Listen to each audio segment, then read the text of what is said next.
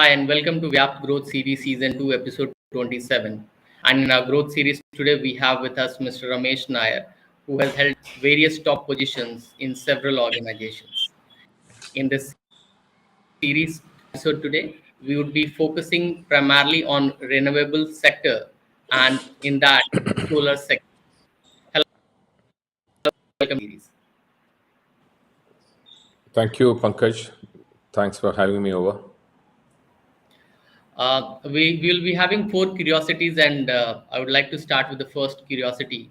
And this curiosity is around the growth of renewable energy sector, particularly the solar segment, and what is the sustainability factors through which it is catering to various other industries.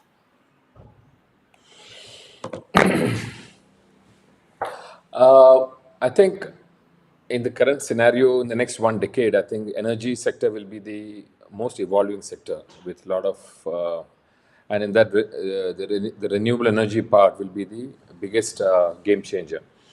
Like as you know, there is a huge vision for renewable energy in this country, and they're talking about something like about 500 gigawatts of renewable power by 2030, out of which about 300 gigawatts is going to be solar alone, and the remaining wind and hydro and small hydro and biomass and those kind of things.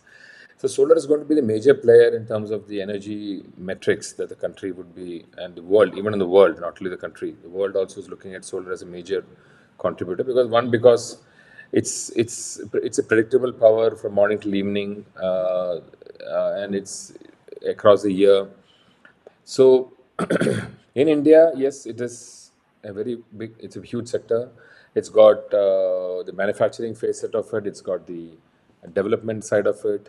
I think all these sides are now currently being pushed, and then there's ample growth opportunities in the solar sector. And then it's got various other ancillary sectors also associated with this. Like, for example, a solar module needs glass, it needs frame, it needs EVA, it needs POE, various other materials also. So there is a whole lot of push which is given to various other sectors like petrochemical sectors, glass sectors, and all those people. So it's a huge it'll be huge propellant of growth as we go forward the whole sector. You talked about that this is there's a place where a lot of growth is going to happen, and you also talked about how the growth is going to happen as the government talks, you know uh, uh, the vision they have, and around 60% of the conversions have been happening through solar sector. Can you also talk about what are the certain challenges this sector is facing? That obviously, because every opportunity does have some kind of challenges as well. What are the challenges do you see as we move forward in the solar sector? I think more than challenges, there are opportunities, but challenges are only in any renewable industry. The biggest challenge is the cyclic nature of power, because you don't get solar power across the day. It's only in the mornings. It peaks in the afternoon. Again, it ebbs in the evenings. So the country is moving towards something known as a round-the-clock power. How do you structure a round-the-clock power from renewable sector? So that's a combination of where you have wind, solar, batteries, small hydro, pumped storage. So there are multiple options now being put together as one solution, so that what you get is like you're able to sell a round-the-clock power to the this thing. So that is one of the biggest challenges in renewable energy. And with the advent of hydrogen that's coming up, which is supposed to be green hydrogen, for example, that's a very big sector where green hydrogen is seen as a fuel of the future, because you generate hydrogen through water using renewable energy, and then you sort of burn the hydrogen, and what you get, the byproduct is again water. So there's practically no pollution, except there's not actually no pollution, and so hydrogen is supposed to be seen as a fuel of future. So that's one of the challenges that the sector is looking at for renewable energy, as we look at it. Obviously, there are challenges in terms of because electricity is a concurrent subject, the central state. So currently there are challenges of transmission, various charges being levied, some arbitrary charges being levied. Government is working on it. Recently, they came out, for example, in the C&I segment with a Mhm. clean open access policy. So that is a really positive on the sector. So it continuously is a push and pull at all times. Because for example, the developers want panels cheap, so they prefer to import from China. But then India needs manufacturing, so recently, they put customs duty on the solar panels, so that becomes a challenge, an opportunity for the manufacturers, but a challenge for the developers. So, but I think it's a push and pull game, but it's actually maturing much across last few years. I would have seen is that this sector is really maturing, and Mhm. it's reaching its balance, and I think there should not be much of an issue as regards that. You talked about the challenges, but you also talked about that the opportunities are way higher than the challenges. What kind of innovations can we expect? I'm sure in the last 1 decade we've seen a lot, but what kind of the upcoming innovation can we expect in this particular sector, primarily both in terms of solar manufacturing as well as solar energy? And what are certain opportunities in terms of employment which can be derived out of it both directly as well as indirectly? See, any sector that's growing will always generate employment. That's not an issue at all because people are required. Manpower is required. People are required. And for example, manufacturing is growing at a very fast pace. In about 2 years back, the country had something like about 3 gigawatts of cell capacity and about 8 to 10 gigawatts of module. It's almost doubled currently in the country. In the last 2 3 years, the impetus given by the government and the focus has almost doubled the manufacturing capacity in the cells and the modules. There is further focus on backward integration of solar, that is getting into polysilicon, getting into wafers and ingoting, and also there is another technology in solar which is known as thin film. So they have also announced the expansion of their capacities in out of Chennai, I think in Tamil Nadu. So there are opportunities are umpteen in this sector. So there is no dearth of opportunities, and it's going to just build very rapidly across the next few years. To give you a taste of that, today the solar development side of it, for example, solar power plants is about 70 gigawatts roughly installed, and we expect, and this has to become 300 gigawatts as per the vision of the Honorable Prime Minister by 2030. So we are talking about something like about 230 gigawatts to be installed in the next 7 years, which is a very tall order, which is like a 30 gigawatts per annum. Year on year, you'll have to sort of do 30 gigawatts, 35 gigawatts year on year, wherein our current pace is very close to 15 gigawatts, 10 to 15 gigawatts a year. So obviously, these things are challenges, but I think the country is rising up to it. And on innovation, you asked about innovation, and on innovation, there is obviously, the innovation in both solar or any sector renewable is on efficiencies, how to increase efficiencies, how to increase the PLFs of the power plants. So, for example, solar modules, which was something like about 340 watt peak about 5 years back, which was the technology existing those days per panel, which is about 2 square meters. We are talking about currently 600 plus, 600, 650 plus watt peak. So in about 4 5 years, it has become for the same square area, you've got almost double the capacity being churned out, which means you need lesser for the same capacity of power plants. You need lesser number of panels, lesser number of structures, lesser number of cost. Like cost also comes down dramatically with this. So there is the innovations on solar side. Similarly, wind also there are a lot of innovations in terms of the mast height, offshore wind. Um, the maximum innovation, if you ask me, is happening on the hydrogen side, on the green hydrogen side, wherein um, the currently cost of hydrogen production is pretty high, and which has to be brought down to the level of what natural gas is. So to get to that kind of a level, a lot of work is happening on the technologies of production of hydrogen, green hydrogen, and it's ever evolving. It's like, and similarly, you have a lot of innovation happening on the battery side. There are various chemistries of batteries coming out, sodium air, lithium, which the most relevant technology today is lithium ion. But then there are sodium air, iron air, solid state batteries. So multiple technologies and batteries also being rolled out, being thought about. Well, the fundamental logic that each one is working on is to how do you pack in maximum energy in a smaller area, and how do you get maximum efficiency out. This is the whole logic that everyone is working on, and so there's a whole lot of R&D, a whole lot of innovation happening in this sector, and you're only going to see it much more and more as we go forward. It's going to be, that's why I said it's going to be uh, like energy is going to be something like a path-breaking sector. Multiple innovations, it will be ever evolving in the next 1 decade, and there'll be a whole lot of churning in this sector. So we are going to see a lot of things happening in the energy sector, primarily into renewable energy segment. Exactly. A lot of things yet to you talked about today. We make around 15 gigawatt per year, and it has to be increased to double the numbers. I'm sure Sure. many players would be entering into it and will be increasing our capacities, efficiency, and productivity as well.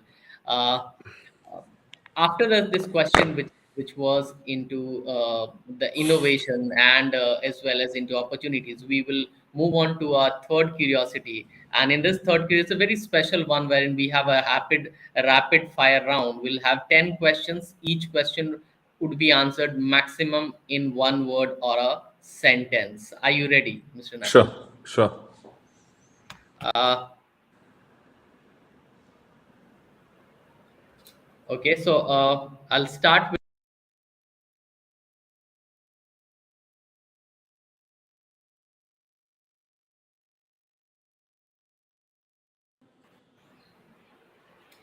Okay, so I'll start with the first one.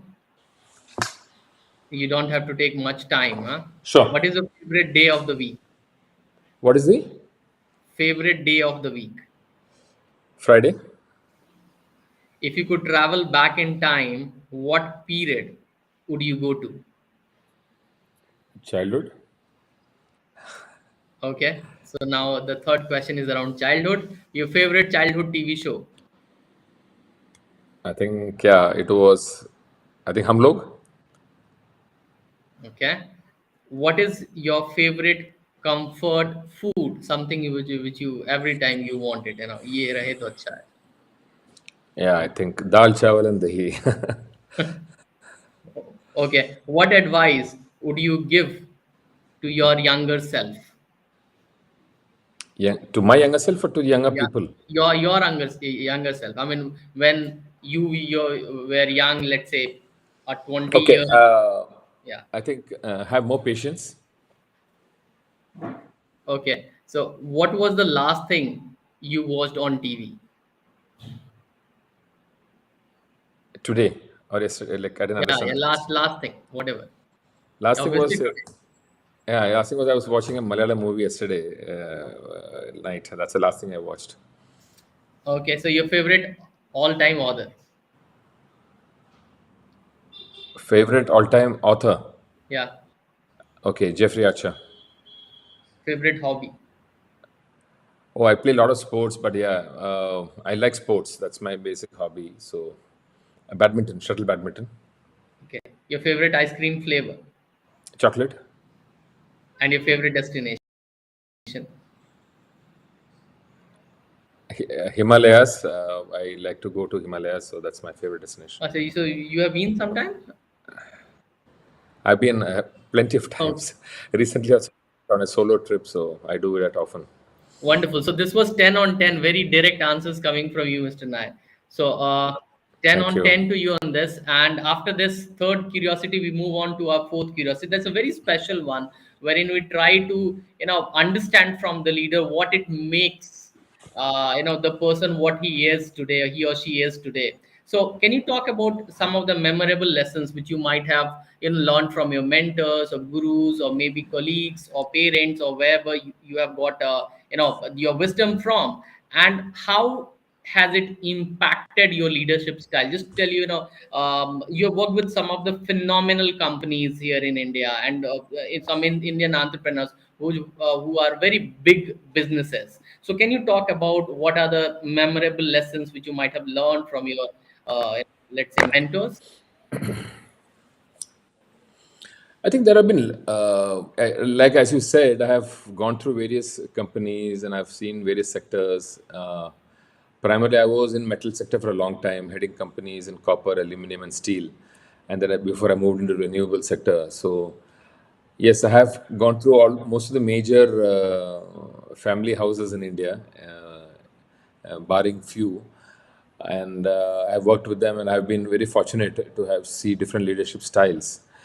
Besides that, I think more than the promoters or the bosses, I think the people below you, they give you the maximum lessons in life in terms of they help you grow, they help you shape up your destiny.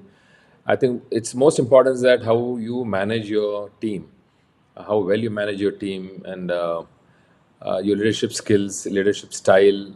I think I generally forge a style which is of building trust and delegating very strongly to the team. So once I choose my team, I tend to trust them. I tend to be very transparent with them. I tend to develop trust in them. And I have been CEO of about 3, 4 companies, and it's always been very transparent. And all the companies that I worked with the promoters, they all would one thing vouch for. One thing is that the level of integrity and the transparency that I maintain in my operations. Obviously, there have been a lot of lessons from each of these promoters. They've taught me a lot. Each of the companies have grown me pretty fast. The best, the maximum growth, if you ask me, I got it from Vedanta Group, when I grew from a manager to a CEO in a span of 7 years. And obviously, they had a very strong way of identifying leadership, identifying the talent, and growing them, and then positioning them in positions of power. It's a company which has got very strong leadership pipelines. They keep building it, and they work very strongly on it. And that way, that's a plus of it. And obviously, uh, I have learned how to run businesses, how to look at financing, a lot of things. Obviously, they teach you all the time. It's a mutual learning which happens in these kind of situations all the time. And but I think from both my peers, from my juniors, from my seniors, I think there have been multiple lessons. I'm not able to really point out what and where, because it's all about, it comes in bits and pieces, as experiences, as small, things that happen, and where you are taught and you make mistakes, they come and correct you, and you keep picking on that, and then moving forward. So I would leave it at that, and saying that it's been a remarkable process of evolution for me, in the job. Uh, been through various challenging situations, and have come through that. Very challenging legal situations, very challenging situations where the businesses were in threat, and turning around businesses, making things happen. I think that's my forte, and I think I recently delivered on that, and obviously it's for the team to talk about it, not me, on how I've delivered on it. But yes, that's my understanding of the situation. That's so wonderful to know about all this, Mr. Nair, and I'm sure the lessons which you just talked about will be really great for the youngsters as well, as they see all these things and they understand how to shape the leadership to the next level. Thank you so much for sharing your heart and mind with us. Not to forget the kind of commendable journey you have, the tremendous deliverables which you have done so far, and I'm sure there is more to come in your kitty as we move forward. Thank you so much, Mr. Nair, for being a part of VYAPT Growth Series. Thank you, Pankaj. Thank you for inviting me, and wish VYAPT all the best. And you, Thank you so much. thank you. Thank you.